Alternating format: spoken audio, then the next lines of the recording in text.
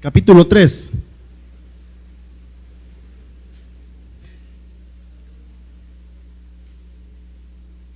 Pongámonos de pie, pues, hermanos.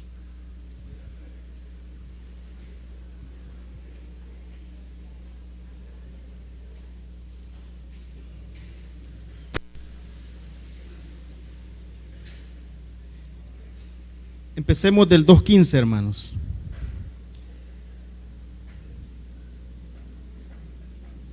Amén. Esto habla y exhorta y reprende con toda autoridad. Nadie te menosprecie. Recuérdales que se sujeten a los gobernantes y a las autoridades, que obedezcan, que estén dispuestos a toda buena obra, que a nadie difamen, que no sean pendencieros, sino amables, mostrando toda mansedumbre para con todos los hombres, porque nosotros también éramos en otro tiempo insensatos, rebeldes, extraviados, esclavos de concupiscencias y deleites diversos, viviendo en malicia, envidia, aborrecibles y aborreciéndonos unos a otros.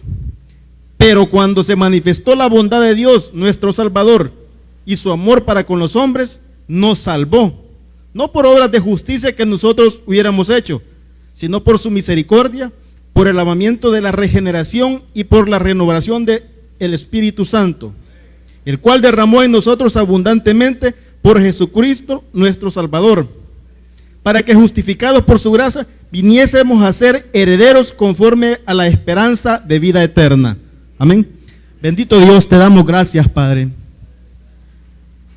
porque estamos, Señor, en este día buscando de ti. Te pedimos, Señor, que nos hables a través de tu Santo Espíritu, que nos enseñes, Señor, de dónde venimos y hacia dónde vamos, Señor. ¿Qué es lo que hemos recorrido, Padre? Para estar atentos, Señor, al llamado y la vocación que tú nos haces. En el nombre poderoso de Jesús. Amén. Muy bien. Hoy voy a preguntar. Porque una clase, hermanos, conlleva una retroalimentación. ¿Tienen micrófono los de sonido? Necesito uno. ¿Quiénes vinieron a la clase pasada? Nadie. No se oye.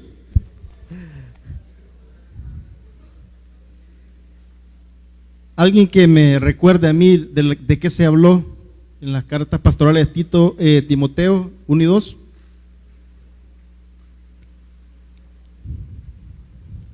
No se recuerdan.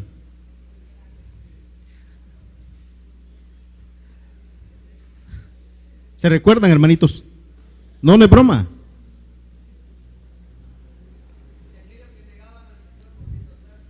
La apostasía. ¿Qué más?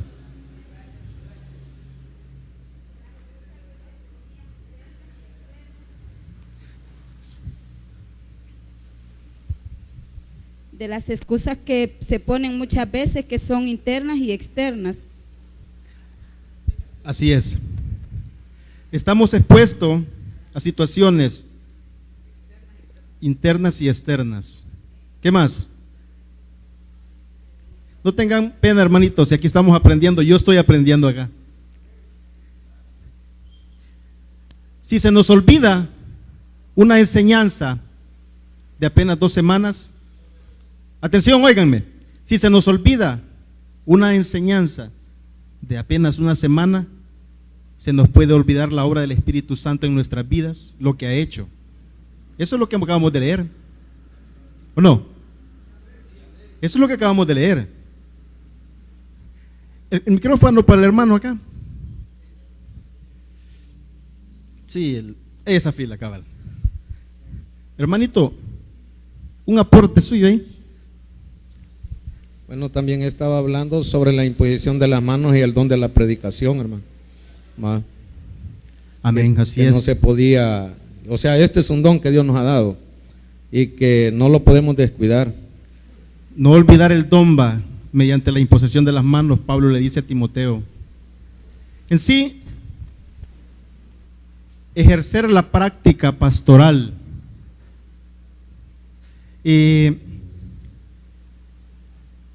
La pseudonimia es atribuida a estas cartas porque son a partir del siglo I y casi II, 1 y medio después de Cristo, donde se han dado cambios. Ya no están el líder Pablo, pero los allegados a él escriben en su nombre para recalcar ciertas situaciones que se están dando en la comunidad para fortalecerla. Muestran a un Pablo, les mencionaba, que ha abandonado. Me han abandonado todos, dice el 2 Timoteo. ¿Se recuerdan? Me han abandonado todos. Y mencionaba yo la práctica, el de ejercer la predicación en las columnas, en las conexiones, en las chiquicolumnas, que en un momento determinado quizás alguien se ha sentido así o nos hemos sentido así, abandonados, que solo nosotros vamos en ese bregar. Pero que el Espíritu va enseñando a la comunidad a ejercer ese don para provecho tanto de la comunidad como del entorno en que se vive. Tito no está exento a esas situaciones. La carta va a desarrollarse en base a una serie de situaciones que se están dando. Por ejemplo, lo principal que se menciona ahí es la sana doctrina. El Espíritu hace mención y dice que se recuerden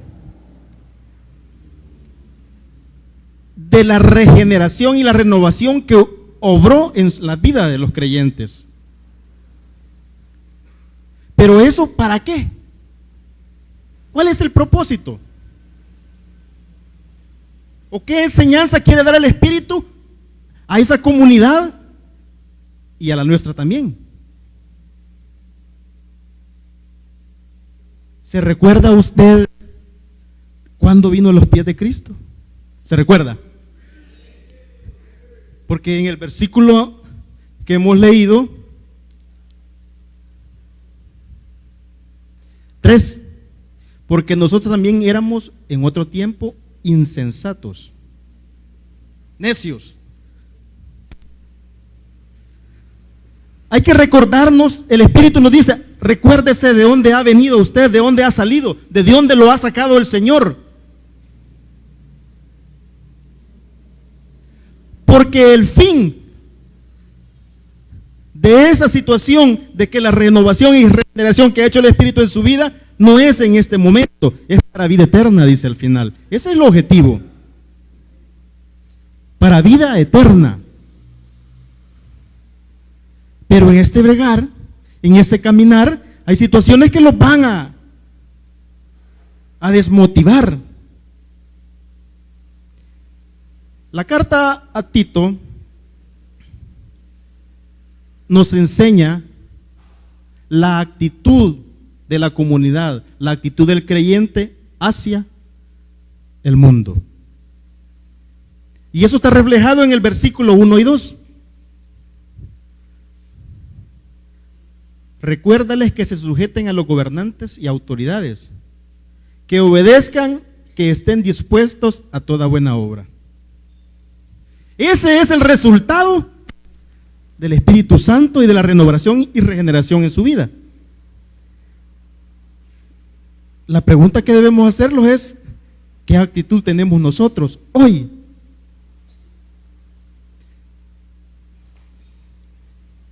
No solamente hacia el gobernante, vamos a generalizarlo, hacia aquellos que se nos han denominado, que nos han señalado o que nos dicen, ese va a ser su líder.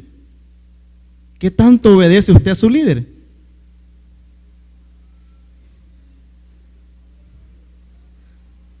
¿Sí? ¿Me van siguiendo, hermanos? ¿Qué tanto obedecemos? Porque esa renovación, como resultado, de llevarnos a la vida eterna también conlleva hacia nuestro semejante.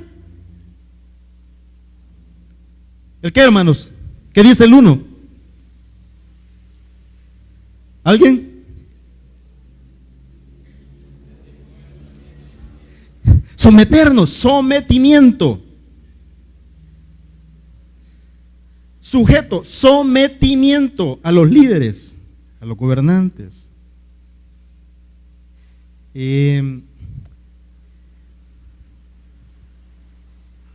Hay algo bien importante, hermanos, quisiera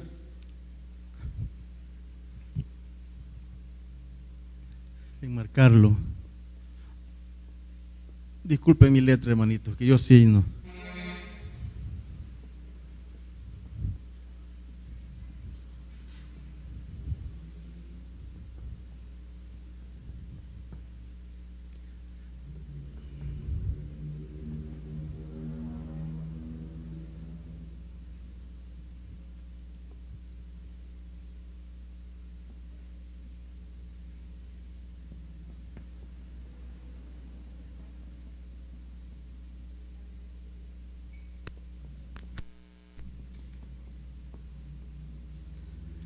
La iglesia en el mundo y el mundo de la iglesia.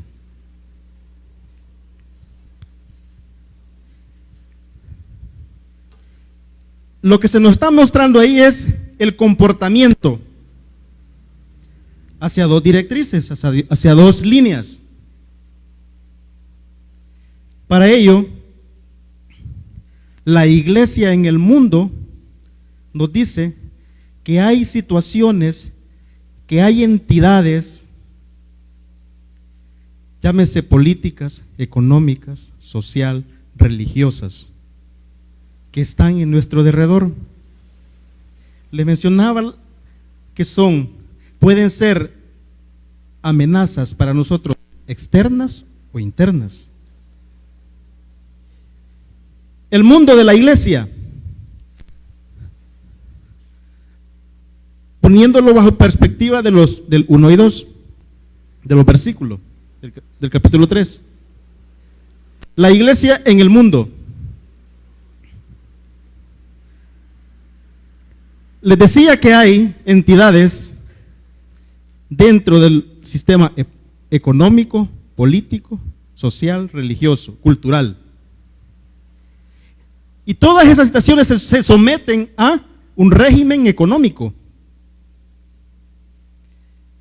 Y va a depender de la posición que se encuentre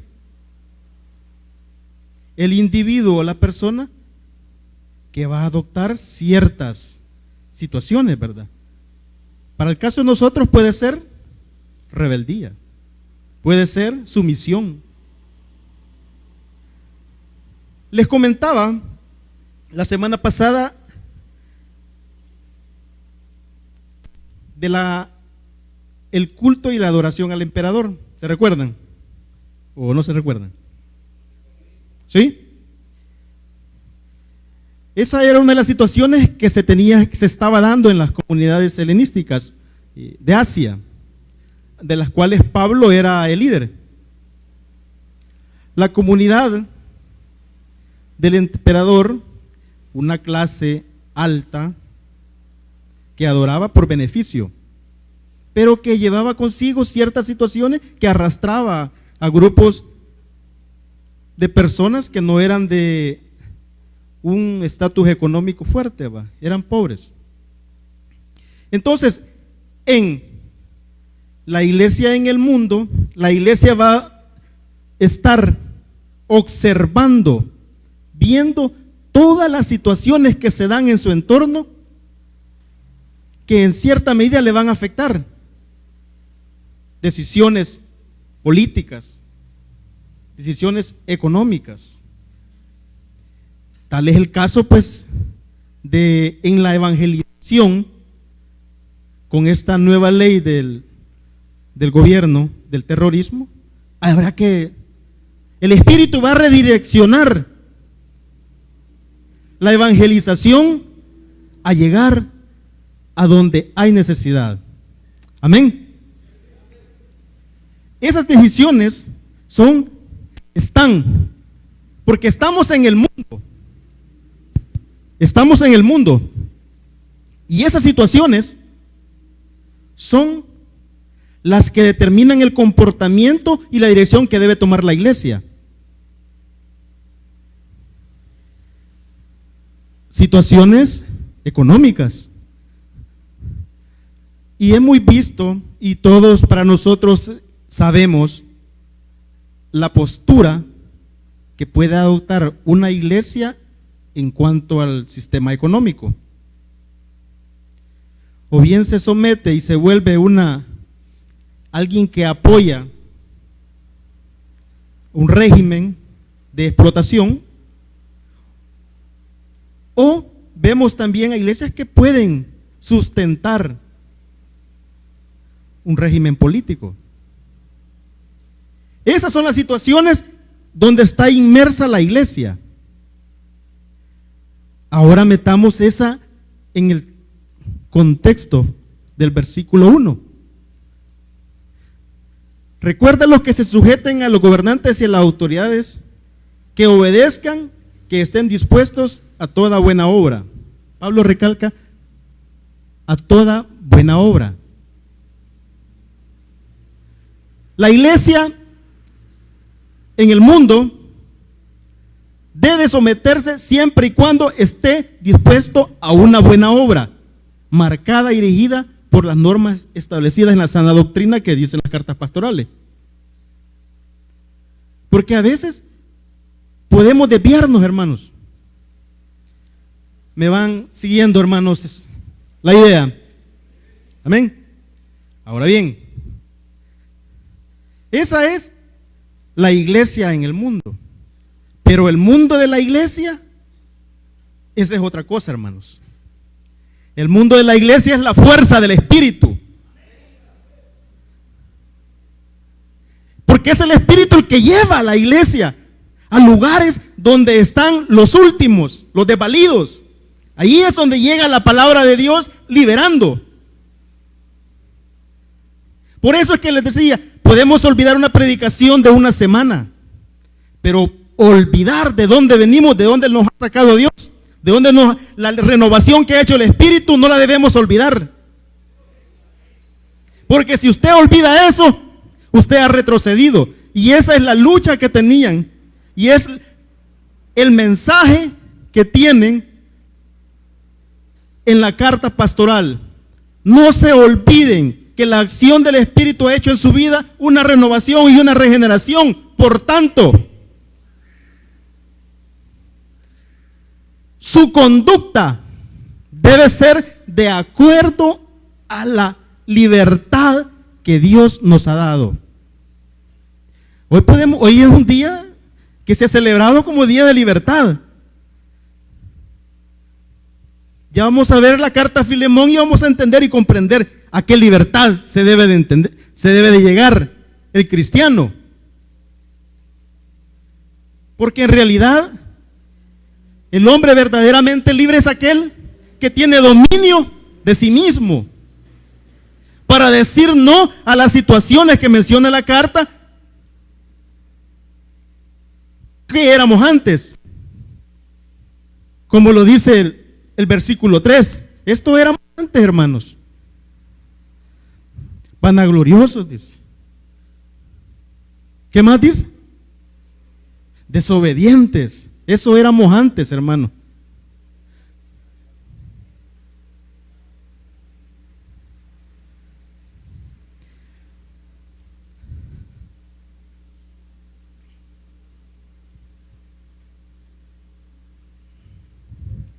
Viviendo en malicia, en envidias. La pregunta que debemos hacernos es si todavía tenemos envidia por el hermano. Si porque le ha dado un liderazgo, ya no lo ve bien usted. Si de verdad ha sido renovado y regenerado por la obra del Espíritu Santo y ha sido bañado abundantemente por el Espíritu a través de Jesucristo, como dice el texto, debe someterse a los líderes, perdón. Eso es en el mundo de la iglesia, donde nosotros estamos inmersos. ¿Hay alguna duda, hermanos? ¿No? Seguimos.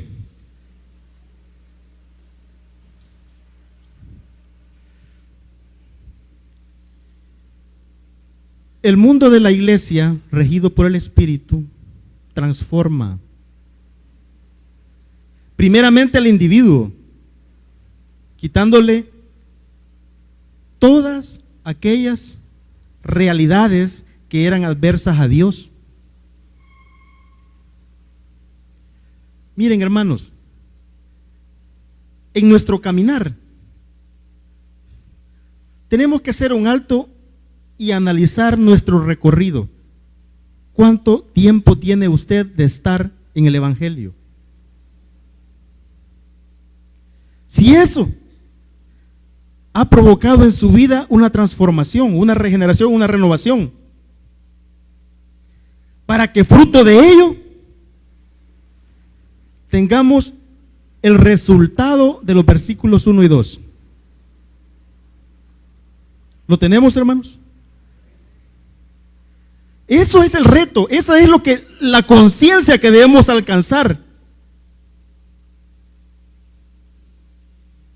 Que el Espíritu ha hecho en nuestras vidas una transformación, y ese es el resultado, los versículos 1 y 2. ¿Sí me van siguiendo, hermanitos? Ya no somos pendencieros, ahora somos amables. ¿Sí? ¿No dicen amén, hermanos?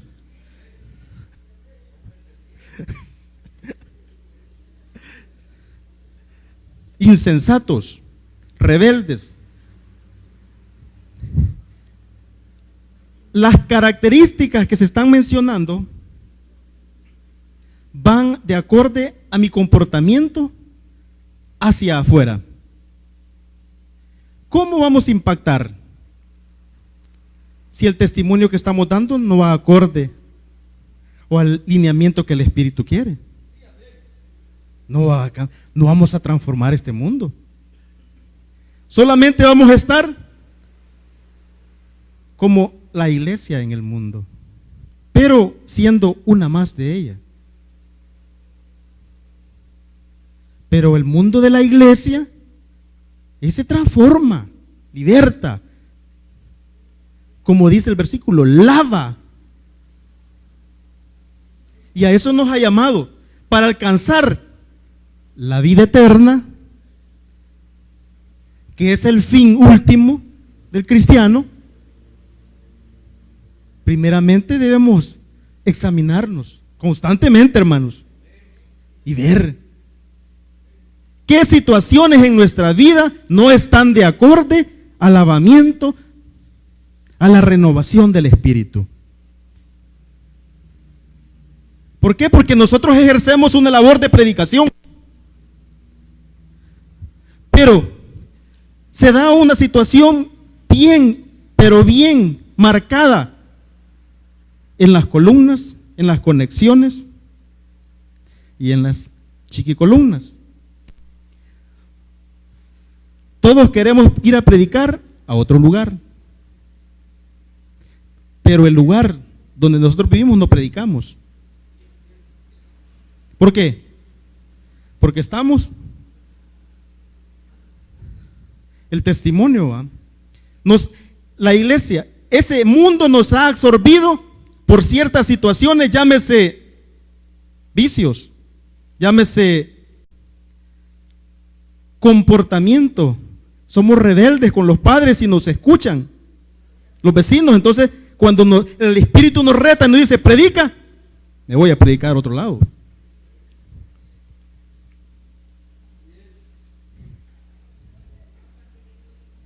Eso debe ser la lucha constante del cristiano. Bueno, esa es mi lucha, hermanos.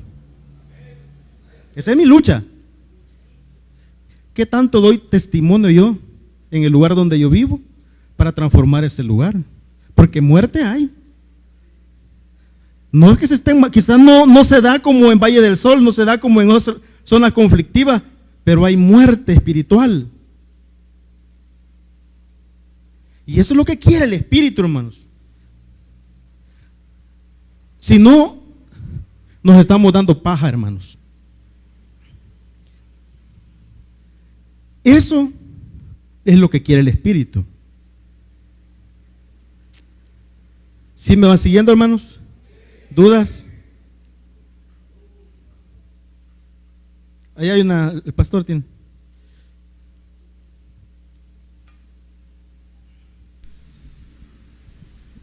Sí, hermano, una consulta. En muchas iglesias o en muchas congregaciones enseñan de que somos pasajeros y peregrinos en este mundo. Y casi que se enfocan en que la finalidad es la vida eterna, pero como algo que vamos a tener cuando estemos muertos, o sea, después de morir. Y poco se habla acerca del comportamiento del testimonio, porque no sé si algunos de nosotros quizás hemos hasta predicado de esto. Entonces, como para reenfocar o redireccionar la importancia de la vida que vivimos, el reino de Dios en medio de nosotros, a través de lo que nos está enseñando en esta noche. Amén. Sí, hermanos, ¿se recuerdan del estudio de Tesalonicenses que dio el pastor? ¿Sí recuerdan? ¿Alguien que me explique? Porque lo que les acabo de decir es que a ustedes se les puede olvidar una predicación de la semana pasada, pero olvidar lo que el Espíritu ha hecho en sus vidas no podemos. Y esa es parte integral, hermanos. Lo que dice el pastor es que muchas iglesias se enfocan nomás en la vida eterna, se enfocan nomás en apartarse del mundo, no contaminarse. Y la esperanza que mantienen es: me muero, me voy para el cielo. Pero en cierta medida ese es un escapismo, hermanos, un escapismo religioso. La verdadera batalla, por eso es que Pablo en estas cartas menciona, y en Timoteo dice, el sufrimiento que debe de tener el que predica. Pablo es mostrado en las cartas como alguien que sufre, que ha sido abandonado, les mencionaba. Para Pablo no está. Pablo tiene en sí, en la mente, que él va a ser coronado de gloria en la vida eterna. Pero la lucha constante de predicar el evangelio en esas zonas conflictivas, donde fue apedreado, dice, donde le dieron garrotazos 39 veces. Y ese es el reto que debemos tener ahora, hermanos. ¿Cuántos garrotazos nos darán a nosotros y dejaremos de predicar? Le mencionaba la semana pasada, incluso la muerte en esos lugares. Aquel que no enfrenta la predicación donde Dios lo ha llamado, como el apóstol Pablo, está completamente condenado a ser un escapista de la realidad y solo pensar de una manera individualista, de creer que se va a salvar él solo, buscando la salvación él solo. Y no es así, hermanos. La predicación fue dada en comunidad, en lugares que para Pablo pues fue desechado, fue completamente expulsado en ciertos lugares, pero él se mantuvo firme. Y ese es el propósito de las cartas pastorales, que en las situaciones que ustedes se encuentren abandonados, débiles, el Espíritu está ahí para fortalecerlos y para que sigan y no apostaten de la fe.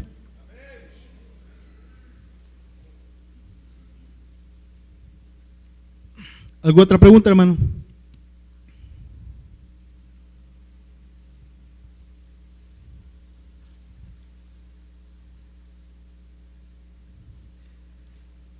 el 2:9.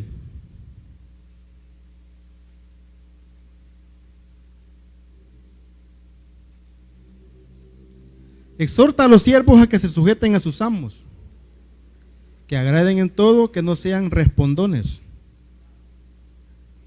no defraudando, sino mostrándose fieles en todo, para que en todo adornen la doctrina de Dios nuestro Salvador. Esa es la obra y la transformación del hermano, del humano, de la persona, del creyente. La conducta moral del cristiano. Mucho se habla y se dice de el comportamiento de los cristianos hoy en día. Cuando se decía hace tiempo de cuál era la reserva moral de la iglesia, ¿verdad? ¿Y ahora? Porque se ha secularizado el cristianismo. No es el mundo de la iglesia por cual tiene que luchar, sino que nos hemos convertido en la iglesia en el mundo. Aquella que el mundo nos ha absorbido con sus sistemas políticos, económicos, culturales.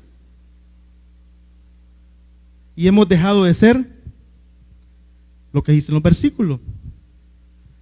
Primeramente, la iglesia ha dejado de exhortar. La iglesia ha dejado de condenar.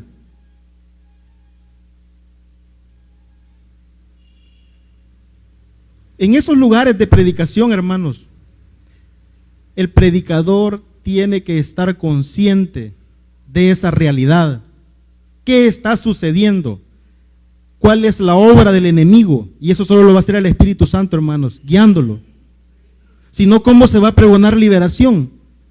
¿Cómo el Espíritu va a usarlo a usted para desatar cadenas?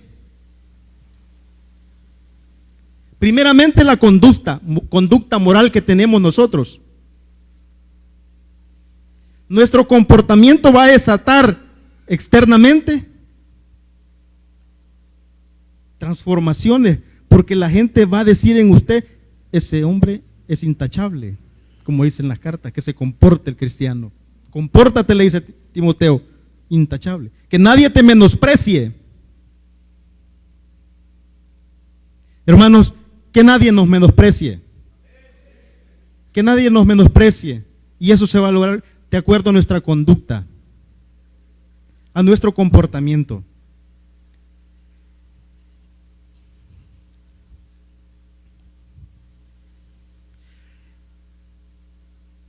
Esta en las cartas pastorales se menciona mucho y es la sana doctrina.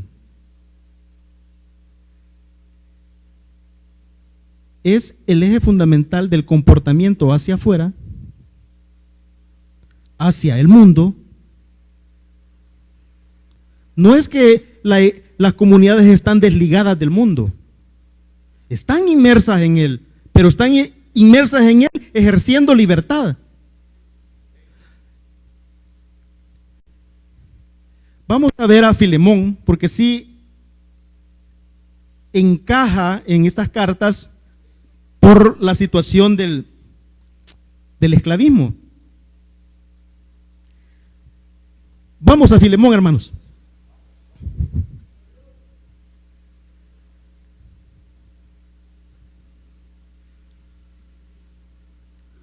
El 1:15.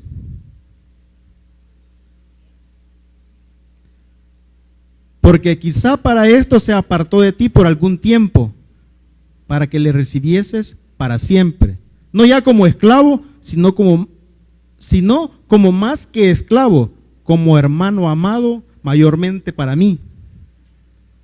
Pero cuánto más para ti, tanto en la carne como en el Señor. Así que, si me tienes por compañero, recíbele como a mí mismo. El 12 vuelve a repetir: el cual vuelvo a enviarte, tú pues recíbelo como a mí mismo. En las situaciones de esclavismo, hermanos, esta carta era subversiva en ese tiempo. Solo aquel creyente que ha sido renovado y transformado puede aceptar a un esclavo como hermano. Solo en ese contexto se puede, hermanos. Recibir a Onésimo, alguien que ha cometido una falta contra su amo. Solo la persona que ha sido regenerada puede aceptar a aquella persona, puede perdonar a aquella persona que le ha hecho daño. ¿Cuántas situaciones, cuántas vicisitudes hemos pasado con un hermano, con un prójimo, y hemos aceptado y hemos perdonado, hermanos? La esclavitud vista desde la libertad. Para Pablo, ver la esclavitud de Onésimo no como la veía el mundo romano, como la veía el mundo griego. Verla desde la perspectiva de Cristo. No, y es en un sistema económico donde el esclavo no vale nada. Que Pablo diga, recíbele como a mí mismo. Siempre va a ser esclavo, pero amado.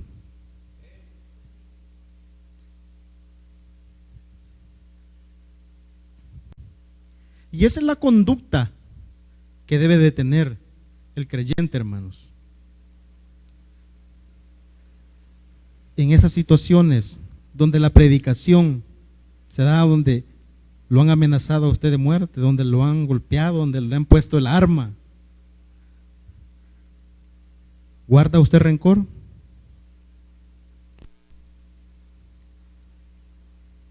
¿Lo recibe como recibiera usted a Jesús? Porque si no nos encarna el amor de Jesús en el creyente, en el predicador,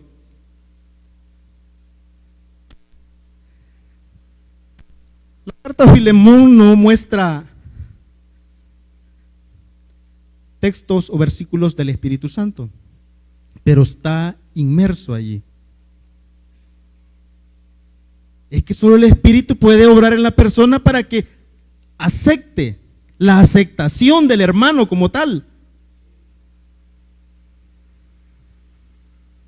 ¿Qué sería de Pablo si recordase todas las situaciones, las injurias, los castigos, y los viera desde el punto de vista humano? Los 39 azotes, las apedreadas, y tener presente en la mente quiénes fueron. Pero Pablo no tiene eso en mente. Pablo tiene en mente que era un perseguidor de la iglesia y que había sido llamado a la predicación de la palabra.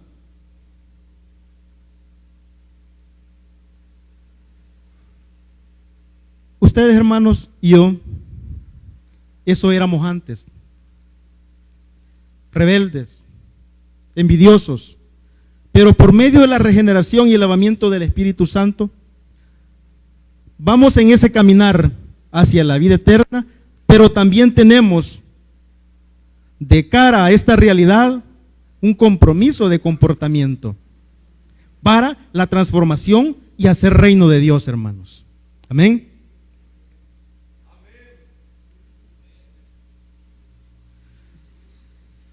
El comportamiento de Filemón, el 4.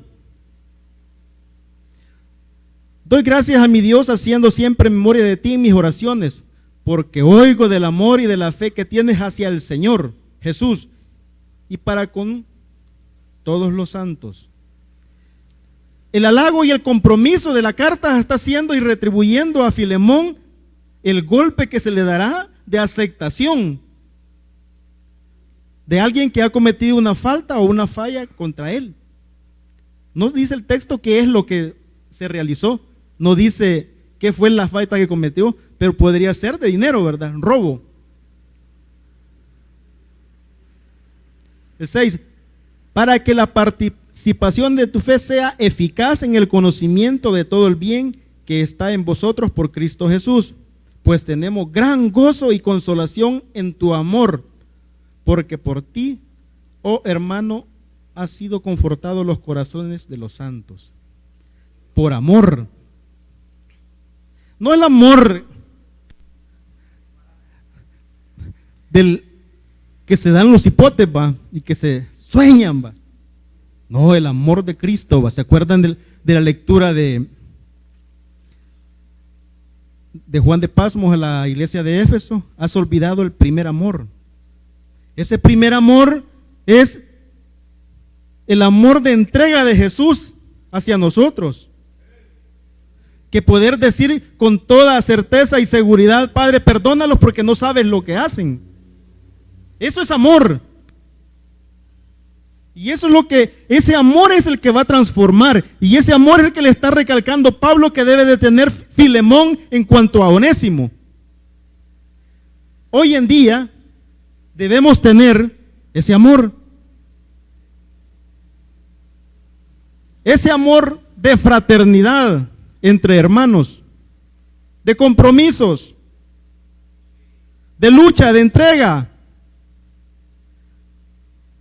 Solo así, hermanos, podemos guiarnos hacia ese camino de la vida eterna. Las cartas pastorales nos enseñan, hermanos, la conducta y el comportamiento moral del creyente, de la comunidad, llámese iglesia, hacia afuera. Y de las amenazas que nosotros tenemos, de afuera hacia adentro. Las amenazas. Y hay amenazas internas, debilidades que se van socavando nuestra mente, nuestro espíritu, de acuerdo a situaciones, por ejemplo, de las que nos menciona la palabra, que nos dice: no os dejéis vencer por esas situaciones que debilitan el cuerpo, que debilitan la mente.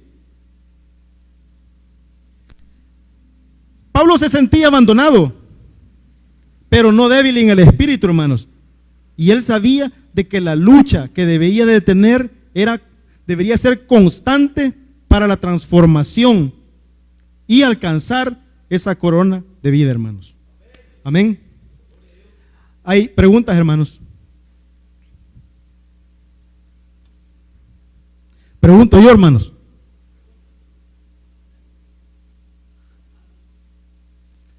Aquí hay uno.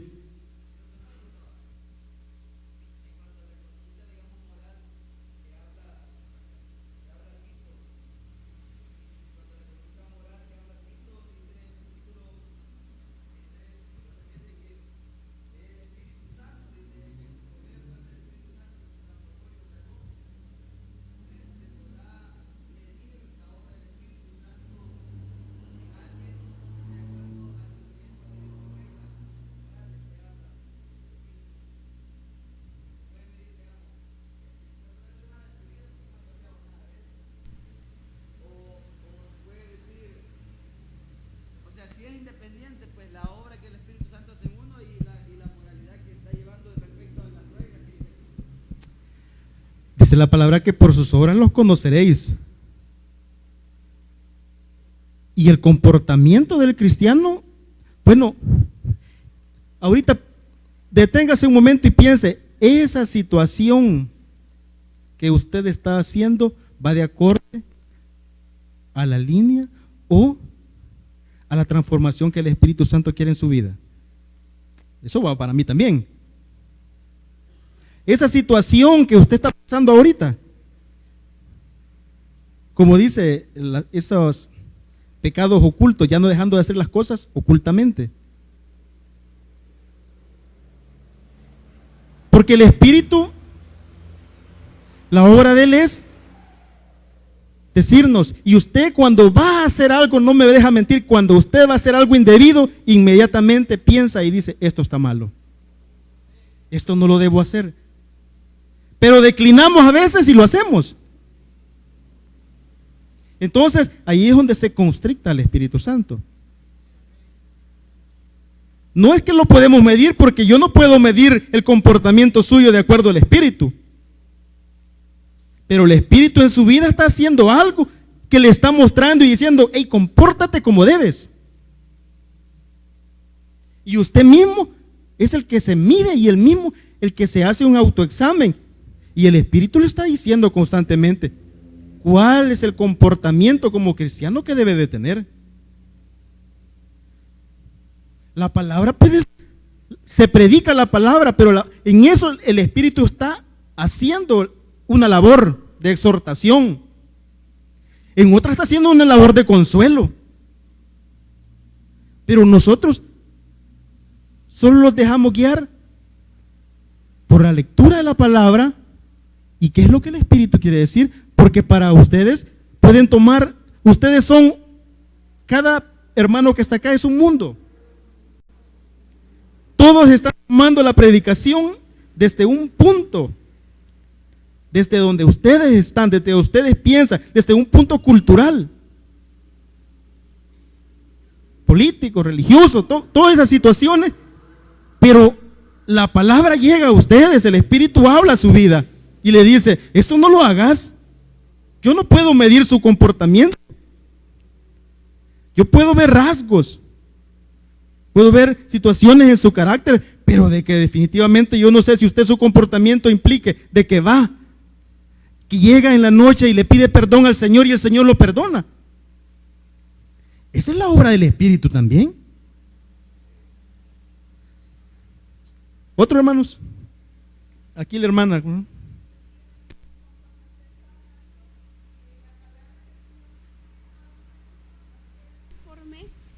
El Señor nos daba para darle al pueblo. Como decía usted, el Espíritu es el que nos mueve para dar esa palabra. Estaba leyendo yo en el libro de Jeremías 14, ¿verdad? Que a veces humanamente empezamos a leer la palabra, pero cuando le pedimos al Espíritu que nos dé ese discernimiento, dice que también tenemos que hablarle al pueblo en exhortación. Y me llamaba la atención esa palabra que está en Jeremías 14 y dice 14:14. Así dice la palabra. Me dijo entonces Jehová, falsamente profetizan los profetas en mi nombre, no les envié, ni les mandé, ni les hablé. Visión mentirosa, adivinación, vanidad y engaños de su corazón os profetizan. Y dice en el 15, por tanto así ha dicho Jehová sobre los profetas que profetizan en mi nombre, los cuales yo no envié, y que dicen, ni espada ni hambre habrá en su tierra, con espada y con hambre serán consumidos esos profetas. La responsabilidad de eso también cae sobre nosotros, porque la palabra de Dios va a dar conforme Él nos la dé, pero a veces quizás por temor no le queremos dar al pueblo en qué es lo que Él está fallando, y a eso nos manda el Señor, y ahí va para nosotros también. Amén. Amén. Recuérdense de lo que les mencionaba de la iglesia en el mundo. Hay un sistema económico, político, social, religioso, y que se subordina a un sistema económico. Cuando en el texto que se está mencionando, ahí hay una subordinación del profeta, de las palabras, hacia un sistema. Por eso el creyente debe ser, me voy a salir un poco, pero en Primera de Pedro 1, ¿alguien lo tiene allá? ¿Lo busca? Primera de Pedro habla del 1, creo que es el 10.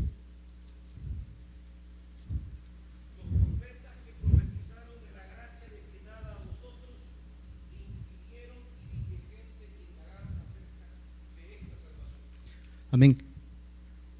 Los profetas, dice. O sea, hermanos, usted recibió una palabra y debemos actuar de esa manera, actuar diligentemente, indagar a qué tiempo, dice la palabra, a qué tiempo y a quién iba dirigido el Espíritu de Cristo, a quién le dirigía esas palabras. El Espíritu mismo nos ayuda y nos enseña, hermanos, cuando una palabra que va destinada a nuestras vidas es de acorde a lo que Dios quiere. Si no, serían falsas promesas, falsas palabras. Y eso fue lo que hizo que cayera el pueblo de Israel, por no tener conocimiento de la palabra. Amén. Otra pregunta, hermanos.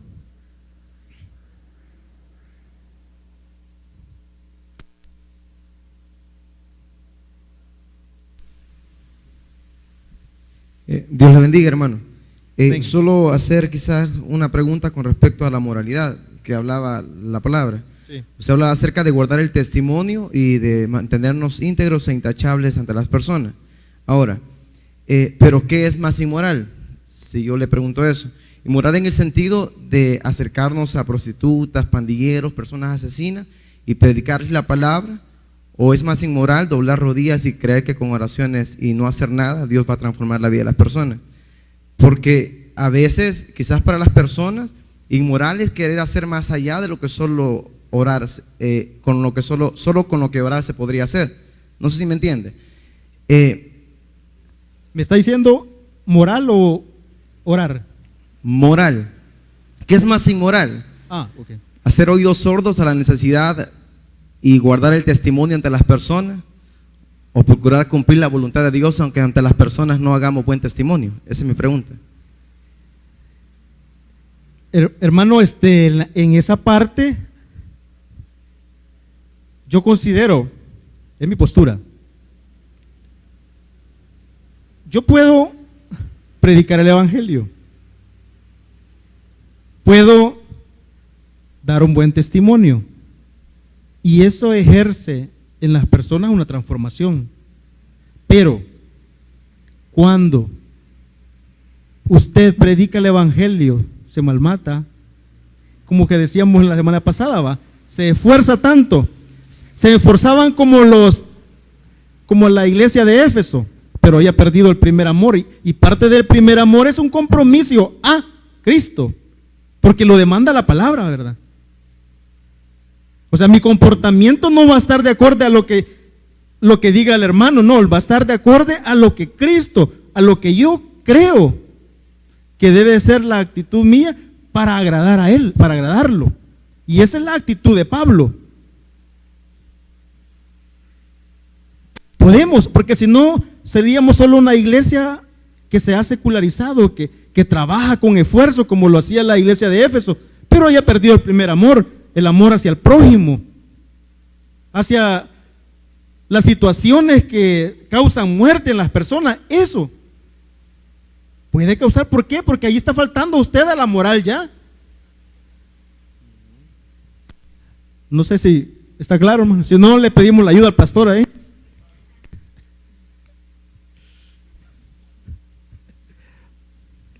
¿Otro, hermanos? Dígame. Dice el Espíritu Santo que en los postreros días debemos de actuar con humildad, con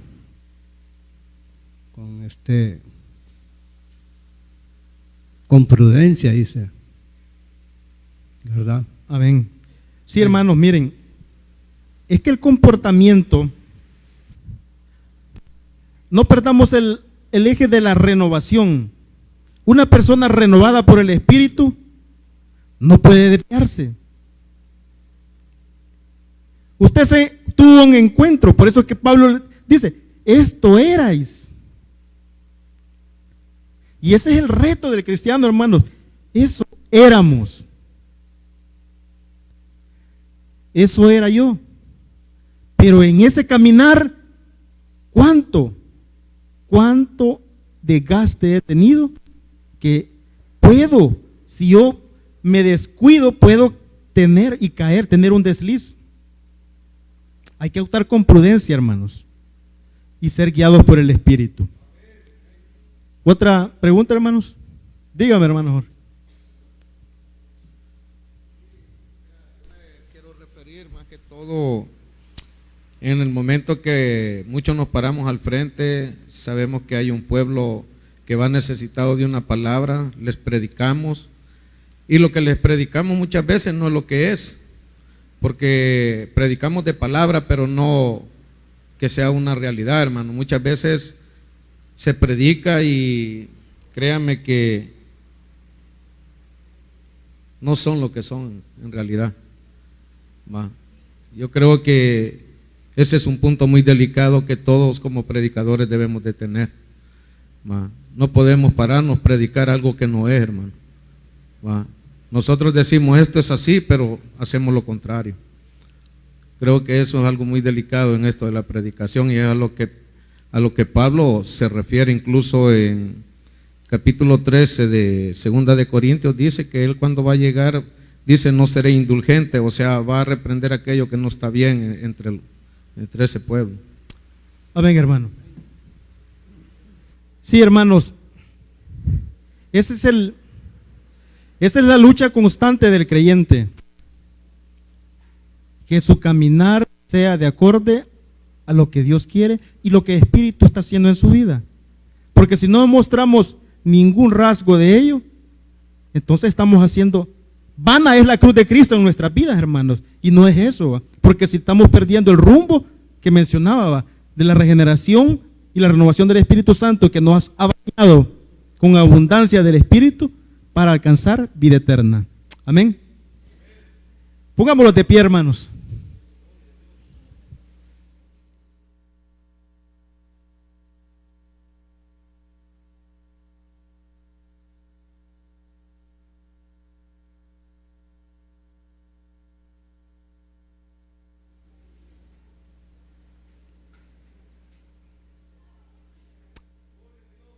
Bendito Dios, el Señor nos enseña, hermanos, cuál debe ser nuestro comportamiento de cara al mundo y nuestra dirección y rumbo que debemos de tomar guiados por el Espíritu. Quizás hay situaciones que desagradan,